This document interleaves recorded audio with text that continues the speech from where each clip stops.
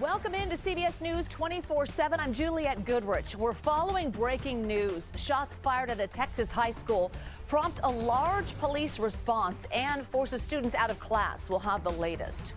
Plus, the fight to bring a Maryland man who was mistakenly deported to El Salvador back home. The court hearing happening right now.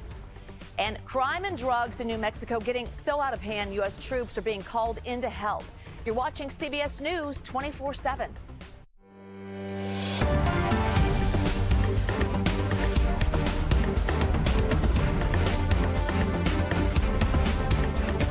Right off the top, the closing bell rang just moments ago. The Dow Jones closing more than 100 points as investors look at the latest earnings.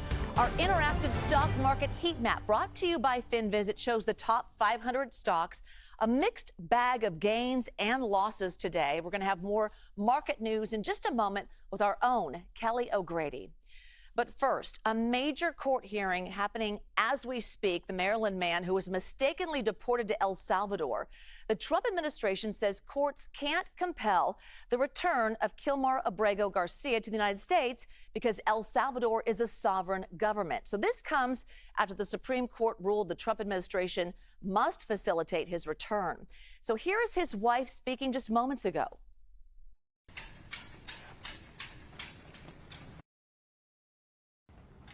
Stay strong. God hasn't forgotten about you. Our children are asking, when would you come home? And I pray for the day I tell them the time and date that you'll return. As we continue through Holy Week, my heart aches for my husband, who should have been here leading our Easter prayers. Instead, I find myself pleading with the Trump administration and the Bukele administration to stop playing political games with the life of Kilmar. Our family is torn apart during this scary time, and our children miss their dad so much.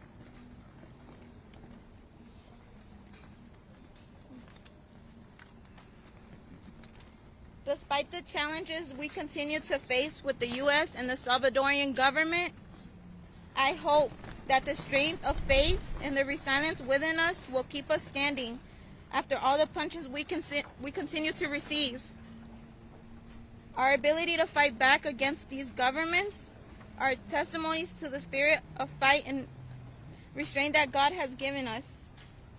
We will continue standing strong, and we will never give up on you, Kilmar. All right, that's Kilmar Abrego Garcia's wife speaking, as you just heard. CBS News legal contributor Jessica Levinson joining us live now.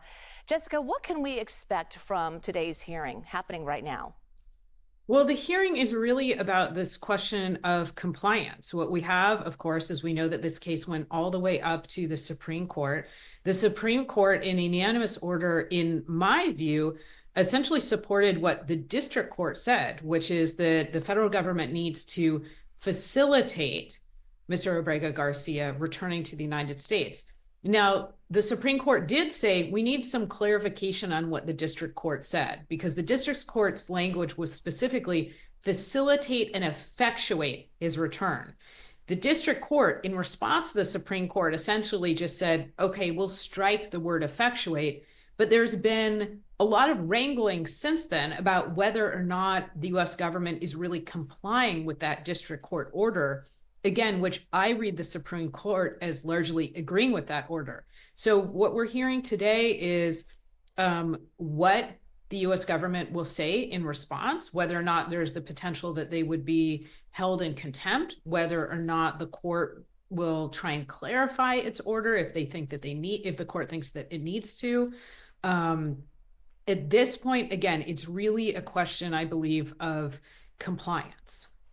Yeah, and the Trump administration is saying it's considering sending American citizens who they call homegrown terrorists to that El Salvador prison. Can they legally do that? Not in my reading. There's so much of the law that's gray. There are so many close questions. For me, the question of whether or not you can send U.S. citizens, whether or not they've been convicted in a federal court against their will, to a different country is not one of those close questions. All right, so Jessica, we want to turn your attention to another case we've been following. Another pro-Palestinian activist was detained after arriving for an interview regarding his U.S. citizenship petition. So a U.S. judge in Vermont ordered that the Trump administration could not deport Mohsen Madawi or take him out of the state of Vermont. Now, our Lilia Luciano spoke with him just hours before his detention. Take a listen. I want people to know that the work and the activism that we have done was centered in the energy of love. I want people to know that my compassion extended beyond the Palestinian people. My compassion is also for the Jewish people and for the Israelis as well. The accusation that the Palestinian cause and the pro-Palestine movement at Columbia was anti-Semitic is a false accusation. Okay, so Jessica, the question I guess I'm asking you is, what is the legal argument to remove him from the country, and how are his lawyers responding? So the legal argument, again, is that the executive has the power to remove him, again, not a U.S. citizen. In part, I think the allegations will be based on the idea that there's a national security concern here. And certainly we've talked about a variety of different immigration statutes that really do provide a broad grant of authority to the executive branch. His response will be very similar to the one that we saw in the Khalil case, which is maybe there is this broad grant of authority for the executive branch, but you can't use it this way. And specifically this way means targeting me based on my speech. So he's filed a habeas petition, essentially arguing that his constitutional rights are being violated, that again, he's being targeted based on the content of his speech, based on who he is, that there are due process concerns, I understand. And so again, for people listening and following these cases, it really should sound very similar to the Khalil case, where we have the executive saying, I have this power to remove you. And then we have Mr. Khalil saying, not like this. It violates my constitutional rights. All right, Jessica Levinson, CBS News legal contributor, thank you. To the White House now, as President Trump will sign a new memo this afternoon that will stop migrants from getting Social Security benefits. So CBS News White House reporter Aaron Navarro joining us live now. So Aaron, thanks for joining us. What are the details about this memo? What we know so far, at least according to White House Press Secretary Caroline Leavitt, is this memo that President Trump will sign this afternoon is aimed at stopping undocumented migrants and other ineligible people, such as those who are past a certain age that doesn't seem plausible, from obtaining Social Security benefits. And the way that they're doing this is expanding the Social Security fraud prosecutor program to 50 U.S. attorneys' offices, also creating a Medicare fraud prosecution program in at least 15 U.S. attorney offices. One reminder, though, legal immigrants and undocumented immigrants do pay into the Social Security system. They pay Social Security taxes, and in most cases are not able to claim benefits for taxes paid within their first 5 years, at least for legal immigrants. Undocumented immigrants here in the country do not get benefits at all. But this is something that Elon Musk, Doge, and now President Trump and the White House have been hitting a steady drumbeat on as they ramp up their claims of fraud and waste within the Social Security system. Okay, so another big topic, Iran's nuclear program. So how are talks going between Iran and the United States? Well, we learned from that press briefing that President Trump had a call today with the Sultan of Oman. Oman is the one that hosted the talks between U.S. and Iranian officials this past Saturday.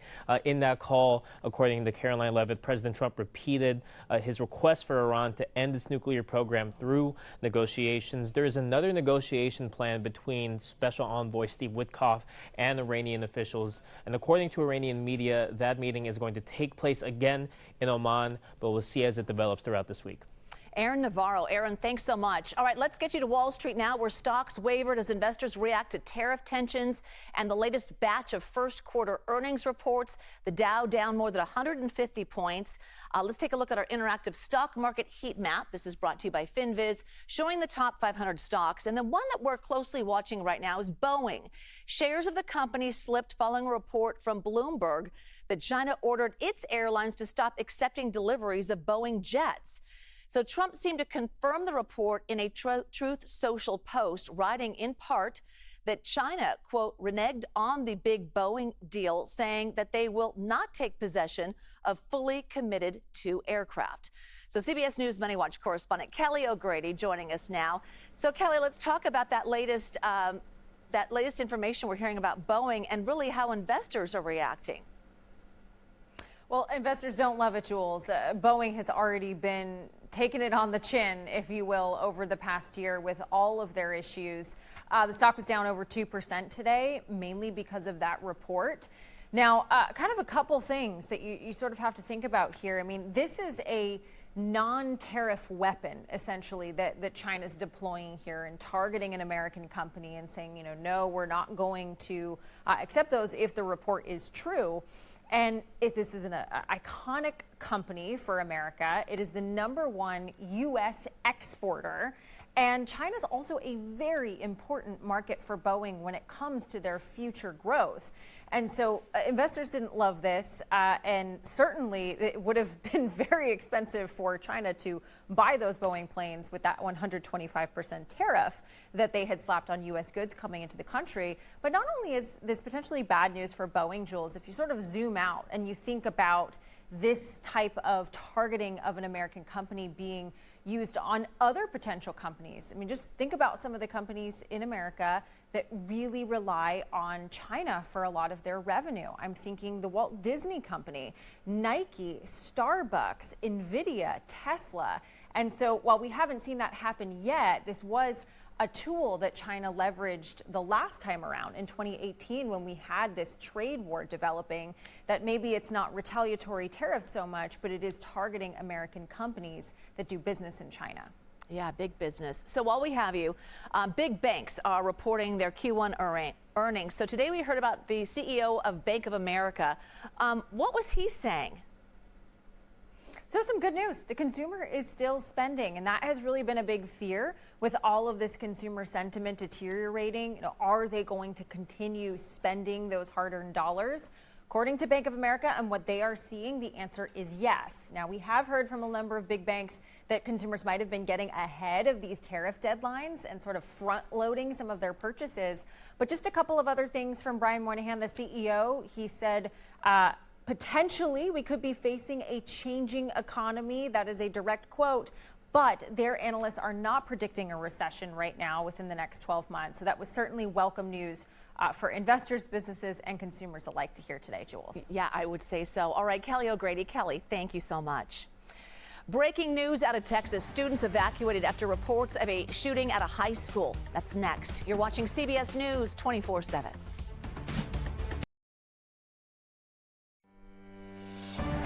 Let's get to that breaking news out of Dallas, where police responded to a shooting at a high school. CBS News Texas is following the latest developments. Here's some of their coverage from just moments ago. To explain exactly what's happened here, a shooter made his way, somehow got a gun onto the campus of Wilmer Hutchins High School, almost exactly a year to the day that the same thing happened last year. We've got 2 people shot, to the best of our understanding. Another 2 people were transported to the hospital for unknown reasons, but no one at this point that we know of is in critical condition. The shooter, as we know, has still not been captured. I do believe they know the identity of who it is they're looking for, but as of yet has not been captured. The school, Wilmer Hutchins, is secure, and students are being reunified with their families. About 900 students were in class today. As Karen mentioned, the reunification already taking place. The school district is asking that any parent coming to the school to pick up their kid over at the football stadium, that they bring a photo ID. Anybody else who has no business being anywhere near the school right now, they're asking that you just stay away because even though it is secure, there is a lot of investigating that is going to take place next, and there is still a very, very large police presence down there, so still a lot of work that needs to be done there. So we are going to keep our All right, that was coverage from CBS News Texas of a shooting at a high school in Dallas. We will continue to monitor this story. All right, to New Mexico now. The National Guard normally is called in to help after natural disasters, but now they're helping out with a crime emergency. CBS News' Jason Allen explains. This is the section of the city, the east side of Albuquerque. It's Central Avenue area where the National Guard members are expected to deploy when they get here within a couple of weeks. They're still in training now. So the governor herself has talked about what she has seen in this area: open air drug use, open air drug dealing, prostitution. The police chief, in asking for help here in this area, specifically pointed out the difficulty battling fentanyl use and also the difficulty battling juvenile crime, while still saying he has been optimistic about the job that his officers have done the past couple of years in combating crime. So where could National Guard members help? Well, the idea is to have them respond in this area and others and take over some of those jobs that are taking the time of police officers. Think securing a crime scene. Maybe it's directing traffic after an accident. Maybe it's delivering first aid or medical help here to someone who needs it. And then in that way, letting other officers be free to go to address other incidents that may come up in the city. Now, there have been questions, including from the Police Officers Association, of how much help that will actually be. The Guard members won't be in fatigues. They won't be driving military vehicles, and they won't be armed, and they won't have police powers. The Police Association sees the need for just additional officers to really help with the crime load that this city has had. But when we talk to business owners here in the area, they say that they welcome any help at all right now. They say it's something the city needs and has needed for a long time. Back to you. In Massachusetts, a jury has been seated in the high-profile murder retrial of Karen Reed. The jury of 9 men and 9 women clears the way for opening statements to begin in 1 week. Prosecutors say Reed hit her boyfriend, Boston police officer John O'Keefe, with her car and left him to die in the snow outside a home in Canton back in January of 2022. Reed accuses law enforcement of trying to frame her. She has pleaded not guilty. Her first trial ended with a mistrial due to a hung jury. And jumping the map to Florida now, where the man accused of trying to assassinate then-candidate Donald Trump back in September was in court today. Prosecutors say a Secret Service agent spotted Ryan Ruth holding a rifle and fired on him while Trump golfed at his West Palm Beach club. Today's hearing focused on that rifle. Ruth's lawyers asking the judge for access to the gun. They want their own experts to testify on whether it would have worked if fired at the president. Also staying in Florida, Cuban-American actor William Levy has been arrested. The 44-year-old was booked in Broward County for charges of disorderly intoxication in public and trespassing. He's known for his roles in Spanish telenovelas. On to New York. Jury selection begins in Harvey Weinstein's new trial on rape and sexual assault charges. Last year, an appeals court overturned the former movie mogul's 2020 conviction of 2 felony sex crimes after the judge determined Weinstein did not get a fair trial. This retrial will include new charges from a 3rd accuser. The 73-year-old has been in jail at New York City's Rikers Island. Weinstein has pleaded not guilty. All right, jumping the map now to Pennsylvania. We're learning more about the man accused of setting fire to the home of Governor Josh Shapiro. 38-year-old Cody Balmer faces charges including attempted homicide, terrorism, and arson. The suspect's mother tells CBS News he is mentally ill and was off his medication. CBS News correspondent Chanel Call reports from outside the governor's mansion. Last night, for the first time, we heard from 38-year-old Cody Balmer. This is the person who police believe jumped over this fence behind me, broke into the governor's mansion, and started a fire at around 2 o'clock on Sunday morning. Last night, he appeared in court. As he was walking in, his hands were cuffed, and he was escorted in by police. He was also seen sort of sticking his tongue out to reporters as he walked into court. When he got inside, the judge asked a series of questions. He said to the judge yesterday that he'd been living in Harrisburg, Pennsylvania with his parents for approximately the last year. He also said he was working as a welder, but is now unemployed. He also said, notably, that he does not suffer from any mental health issues. He said that was, quote, a rumor. That's notable because you remember in the wake of the attack, CBS News spoke to Cody Balmer's mother, and she had told our network that she did believe that her son was struggling with some mental health issues. She told us that he had been off his meds recently and that she had tried to get him help several times. She said, in fact, she tried to phone police about 4 times to no avail. Yesterday, ultimately, the judge decided not to grant Cody Bomber any bail. She said this was a decision she made in the interest of community safety. He was there, seemed sort of stone-faced as she read aloud his long list of charges against him. And he did not enter a plea yesterday, so he will now be sent back to a correctional facility until he waits for his next day in court. That will happen on April 23rd. Meantime, here outside the governor's mansion, you can see the kind of work that is currently underway. There are fire, water, and restoration crews on scene here. And you can see also there are these big steel boxes in front of the governor's mansion. What's happening here is crews are inside the house. They're bringing some of the rubble from the fire and dumping them into those boxes. This is part of the ongoing cleanup work that we'll see play out over the next several days and weeks. After that is over, then crews can come in and try to rebuild parts of the home that were destroyed. You remember those images we've been showing you the last 2 days. Some of the damage here is quite extensive, so this will be a long project ahead.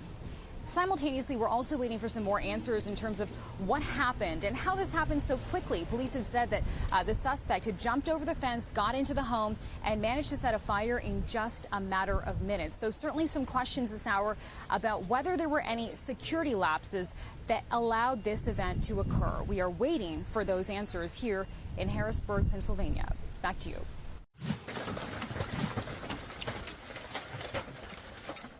All right, check this out. Large hail hammered parts of West Virginia as severe storms rolled through the area yesterday. And let's give you a live look. Chicago now, a cold and chilly Tuesday, but we are tracking some rain on the way. So we are here with Zoe Mintz in studio, meteorologist, to fill us in on what's happening. You're saying more is on the way. Yeah, more rain on the way and the potential for severe weather, especially later this week. Later this week, all eyes are probably going to be on the central part of the United States. And the reason is because they're being fueled by these well above average temperatures that are currently in place across the central United States. Highs today are really lovely, from places like Albuquerque, New Mexico in the mid-80s all the way up to the northern parts of the United States, with the Dakotas seeing 75 degrees, potentially Billings, Montana, 79-degree high temperature today. But like we talked about Chicago, they're definitely feeling more of that chill as a storm system is currently making its way across the northeastern United States. It's not going to be impacting us much longer than the later parts of this afternoon and evening, so don't expect it to stick around, but we are going to be seeing a little bit of snow actually making its way in on the back end of this system. The potential for severe weather really only lays across the far northeast, where there's that level 1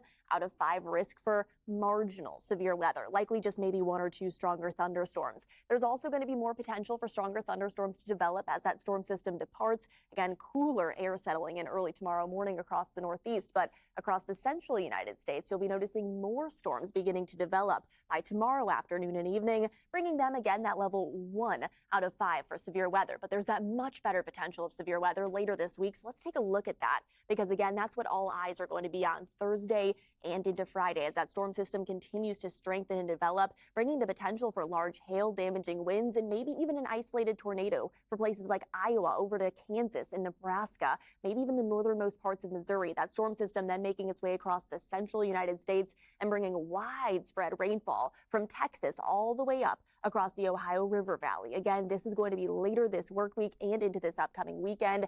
Make your plans accordingly, I'm telling you right now, so hopefully you can all prepare. Back to you. All right, Zoe, thank you. To Texas now, where health officials are releasing new numbers of reported measles cases today. 561 cases have been confirmed, and that's up 20 cases from Friday. 2 children in the state have died from the outbreak. Both were not vaccinated. More than 100,000 Americans need an organ transplant to stay alive. Each day, 17 die waiting.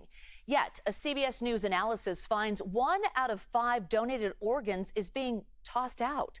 CBS News' Tom Hansen has the story behind the troubling statistic. In the last hours of Mitch Potter's life, his family allowed us into the room as they said their final goodbyes. I love you. I love you so much. I miss you. Potter was 31 when a car accident left him brain dead and on life support. We are here to recover organs from Ms. Potter. And he became an organ donor in this operating room at Gift of Life, Michigan, an organ procurement organization. Hearts out. Coming through, coming through. His heart was harvested to save a life in Minnesota. Everybody ready? Yep. His kidney saved a child in Michigan. And medics rushed his lungs to this man in Detroit. But Mitch's liver was thrown away. The hospital it went to said it did not meet their standards. One of nearly 12,000 organs discarded nationwide last year, a number that keeps rising. One reason for the waste is more organs are available. 4 years ago, the government changed incentives for organ procurement organizations to recover more organs, even if they are less than perfect.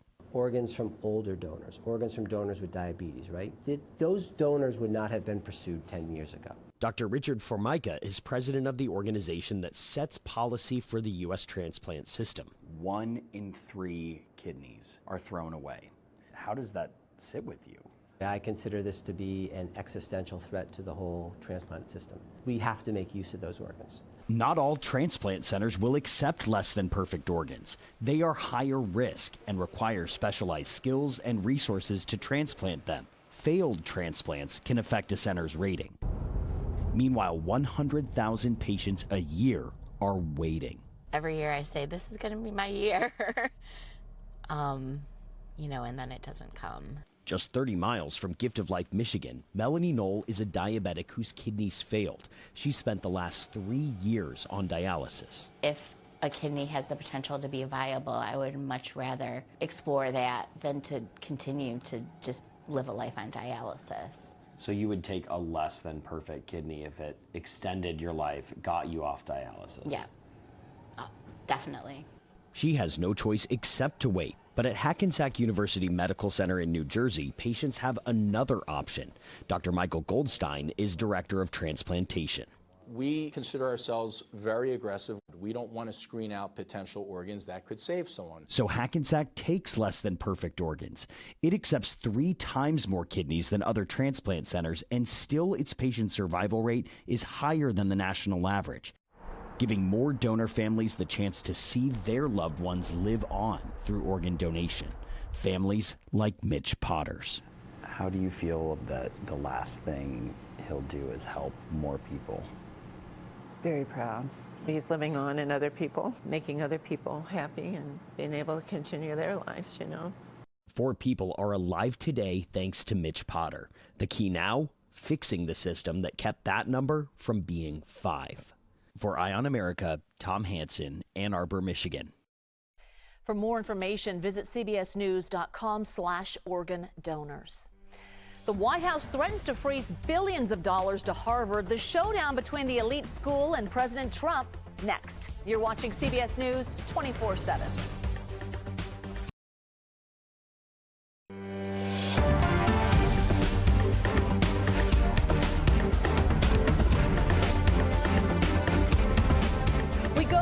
Cambridge, Massachusetts, where Harvard is the latest university to be targeted by the Trump administration. It is freezing $2.2 billion in grants and $60 million in contracts after the university said it wouldn't make sweeping changes to admission policies, leadership, and student activities. The funding supports things like medical and scientific research. However, Harvard has an endowment of more than $50 billion and is in a good position to push back against the freeze. Now, President Trump is suggesting Harvard lose its tax-exempt status. In a Truth Social post, he wrote, "Perhaps Harvard should lose its tax-exempt status and be taxed as a political entity if it keeps pushing political, ideological, and terrorist-inspired sickness." CBS News national correspondent Nikki Batiste has the latest.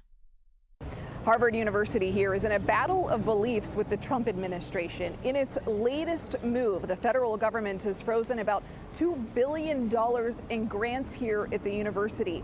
That came after the president here at Harvard refused to comply with demands from the federal government regarding anti-Semitism and diversity issues here. The president wrote a letter to faculty and students and called these requests unconstitutional. Harvard is one of 60 schools that have been under investigation. We spoke with a medical professor here to get an idea of the real life impact of these cuts. He runs a lab here. He said some of the research that could be impacted involves Alzheimer's, ALS, Parkinson's, cancer. And at another school we visited just yesterday, Johns Hopkins, an oncologist there said cuts at that school could mean ending clinical trials that save people's lives.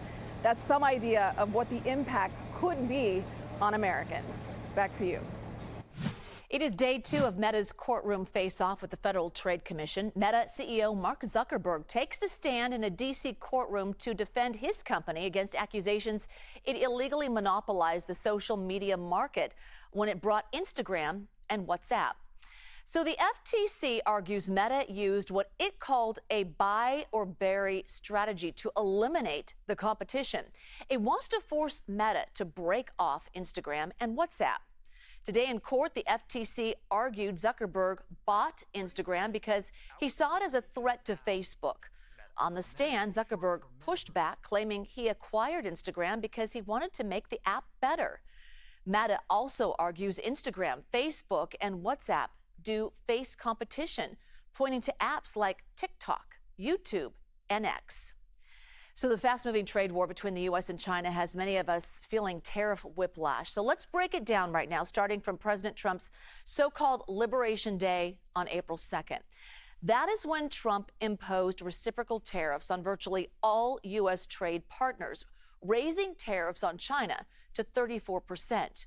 On April 4th, China announced a reciprocal 34% tariff on the U.S. On April 9th, Trump hit China with an additional 84% tariff, raising the total to 104%. China hit back with a retaliatory 84% tariff on the U.S. Then Trump raised tariffs on China to 145%. That brings us to April 11th. China boosted tariffs on the U.S. to 125%. And that brings us to today. We're tracking the stare down as tensions escalate. We want to get to some breaking news now out of Connecticut, where the man who says he was held captive by his stepmother for 20 years just released his first statement. Firefighters rescued the man from a home in Waterbury, Connecticut last month. The 32-year-old says he set the home on fire in a desperate attempt to win his freedom. Doctors told police he was extremely malnourished, weighing just 69 pounds. Here's his statement. It reads in part, "I am a survivor of more than 20 years of captivity and domestic abuse. I was held prisoner in my home from the time I was taken out of the 4th grade at age 11 until 2 months ago at age 31, when I purposely set the fire that helped set me free." He also says he's choosing a new name for himself to reclaim his life. Republican Marjorie Taylor Greene and Senator Bernie Sanders hold dueling events across the United States. Alexandria Ocasio-Cortez just took the stage ahead of Bernie. We'll take you there live next. We have to be real about what is happening, and that what we are hearing and seeing with our own eyes is, in fact, happening. We are watching as our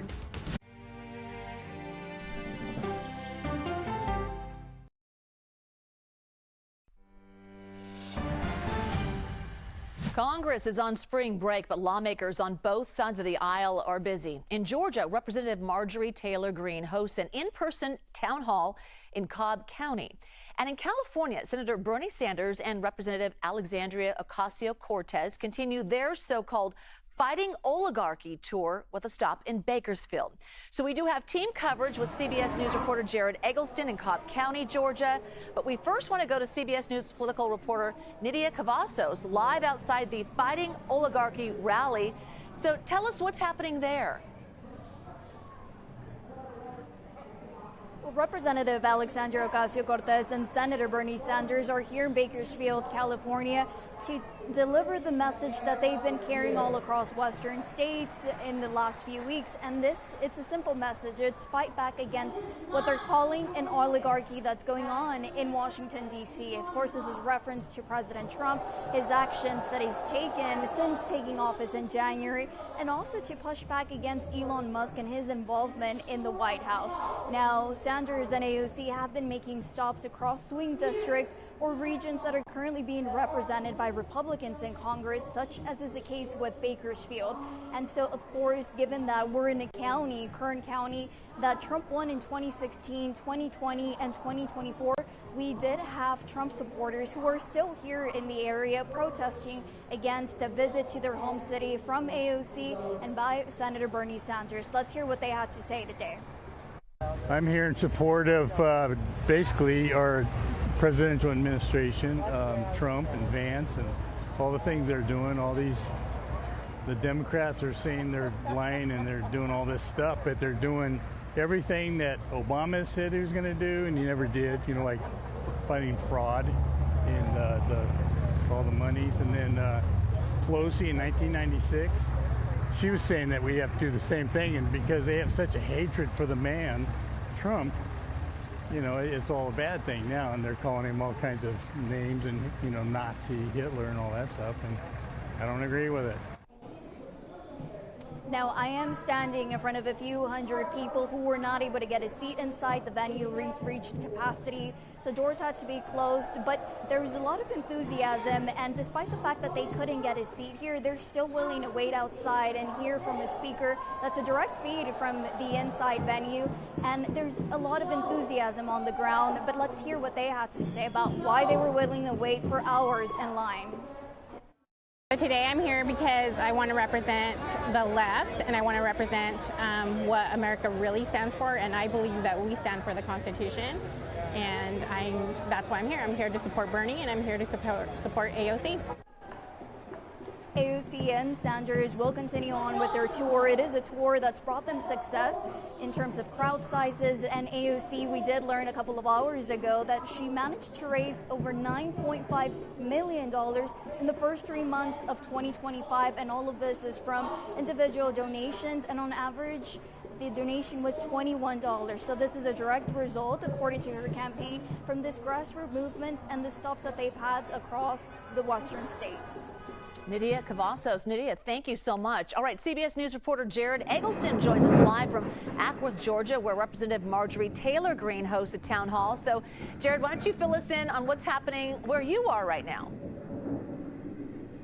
Jules, good afternoon. Good to be with you. We are in Cobb County. This is one of the suburbs here in Atlanta. And actually, this is one of the least red parts of Marjorie Taylor Greene's district here in Georgia. She'll be holding a town hall here later this evening. That's against, though, the advice of several top Republicans who have urged Republican Congress people and lawmakers not to host these town halls while they're back in their home districts because there have been a lot of testy exchanges in some of these. I was at a Chuck Edwards town hall in North Carolina last month where several people had to be escorted out because they were interrupting and having some harsh language against the congressman there, and they actually even surrounded his car at the end of that town hall. Now, officials with Marjorie Taylor Greene, they're hoping that tonight's town hall won't turn out like that. They're making sure that people who are attending, they are residents of this district, and they're also saying that they will have a zero tolerance policy when it comes to interruptions. But they are still preparing for it to be testy tonight. The town hall is expected to take place just a few minutes away from where I'm standing right now here at Jules, but there is a lot of police present, law enforcement presence over there as they prepare for people to turn out later this evening. Yeah, Jared, we're also hearing Greene faces accusations of insider trading. What are you hearing about that? Yeah, a lot of people raising eyebrows. Representative Greene, she disclosed that she bought hundreds of thousands of dollars during that stock whiplash that we were all experiencing last week. That raised the eyebrow of many people because she made these large purchases, hundreds of thousands of dollars, just days, hours before the president announced that 90-day pause on those tariffs. So a lot of people questioning, did she know that this was coming and then make those purchases? She has responded to those allegations, saying that she has a third party handle that, but it's certainly renewing the conversation about what our lawmakers are allowed to do in terms of buying stocks. And many Democrats in Congress are saying that they want to look into this or bring this back up to the forefront, Jules, about making sure that they're not kind of using information that they're getting from their legislative job in order to help their stock portfolios as well. Jared Eggleston. Jared, thanks so much. Hackers targeting crosswalks in California. The strange voices and messages pedestrians are hearing when they push the button. That's next. You're watching CBS News 24/7.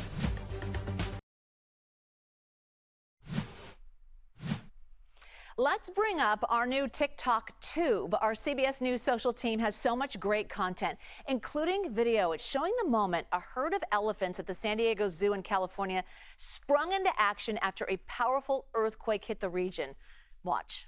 You see this video of elephants during an earthquake in San Diego yesterday? As soon as the ground started shaking from the 5.2 magnitude earthquake, 3 older African elephants formed what's called an alert circle around 2 7-year-old calves, shielding them from any possible threats. Mindy Albright, who's a curator of animals at the San Diego Zoo Safari Park, said that when elephants form this alert circle, they sort of freeze as they gather information about where the danger is. You can see one of the calves immediately run into the middle of the circle, seeking refuge between the matriarchs. Albright said the other calf, the only male, wanted to stay on the outer edge of the circle, wanting to show his courage and independence. But you can see him repeatedly getting tapped on the back by the other females, reminding him to stay back and that things are okay.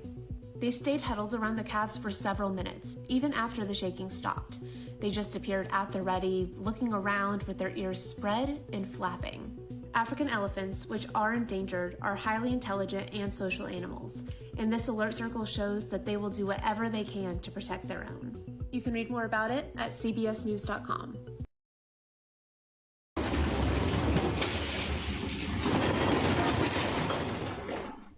All right, that's home camera footage showing dogs panicking when the 5.2 magnitude quake struck yesterday. At least 7 aftershocks were immediately reported after the quake. Thankfully, no injuries or major damage has been reported.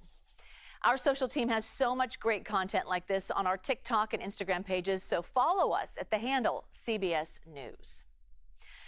First Lieutenant Gabrielle White has made history as the first woman to compete in the Army's grueling Best Ranger competition. White and her teammate were among just 16 teams out of 52 to make it to the final events of the competition. They came in 14th overall. White was the only female competitor. Women were not allowed to be Army Rangers until 2015, the same year the Defense Department opened all combat jobs to women. All right, a look now at San Francisco's Chase Center, where tip-off for Warriors and Grizzlies is tonight.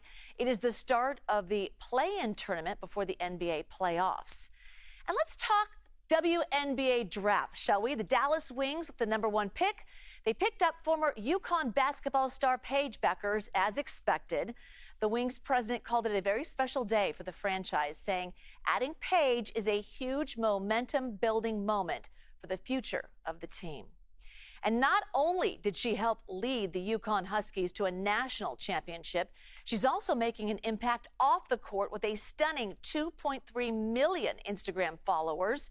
She slightly edges out the amount of followers Dallas Cowboys quarterback Dak Prescott has.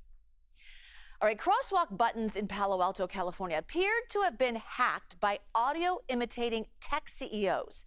Someone actually captured footage of one crosswalk button playing audio that sounded like Meta CEO Mark Zuckerberg. Let's take a listen.